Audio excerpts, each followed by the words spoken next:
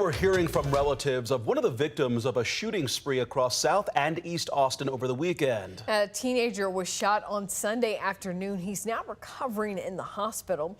KVUE's Daniel Gomez is live in the newsroom. And Daniel, you talked with the teen's grandmother, who says it is so hard to see her grandson in so much pain. It is, Ashley, and it's quite tragic. But the family is grateful that the boy is now at least responsive. And that's because of all the shooting survivors from over the weekend, his injuries is the most severe. Kamoy Thomas saw the shelter-in-place alert as he was getting ready for work. It was going off like crazy. And his walk to the bus stop even crazier. I would say at least like halfway, at least by the front office, I heard a pop.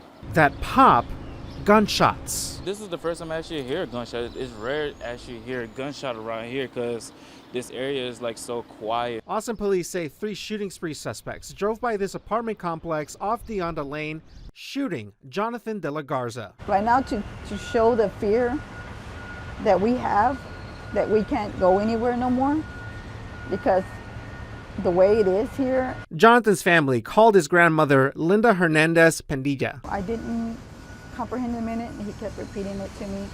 And I was like, I started yelling, frantically. They tell her De La Garza ran upstairs to get help. His siblings answered the door, now trying to stop the bleeding. He was shot in the stomach and he was shot in the leg.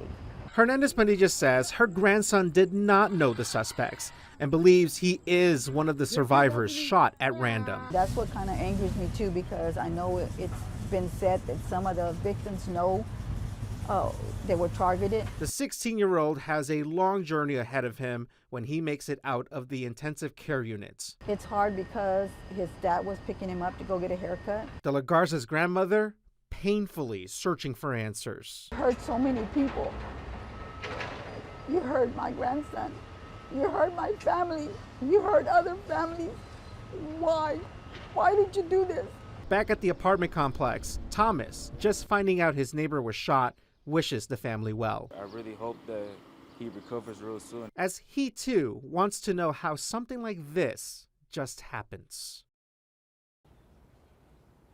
And right now, it isn't clear when Jonathan will make it out of the ICU. As you just heard from his grandmother, it is a long road ahead of recovery and a costly one. So his family has set up a fundraiser online. I'll have the details about that fundraiser later on KVUE.com.